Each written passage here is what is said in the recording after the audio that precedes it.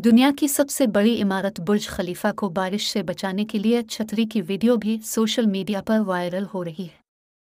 इस वीडियो को देखकर सारिफीन दंग रह गए हैं और बुर्ज खलीफा पर इस छतरी के खिलने को नई टेक्नोलॉजी से मुंसलिक कर बैठे। इस वीडियो को सारिफीन की जानिब से खूब पसंद किया जा रहा है और बेहतरीन एडिटिंग करने वाले को दाद भी दी जा रही है। ताहम अब मकामी मीडिया की जानिब से शकूक और शुबहात को दूर कर दिया गया है और बताया गया है कि ये वीडियो एक CGI एनिमेटेड है और डिजिटल एडिटिंग का शाहकार है। दुबई के वली अहद शेख हमदान बिन मोहम्मद की जानिब से अपने सोशल अकाउंट इंस्टाग्राम पर एक दिलचस्प और मुनफरद वीडियो शेयर की गई है। ये वीडियो दुबई में होने वाली बारिश के हवाले से मकीनों को आगाह करने के लिए शेयर की गई है।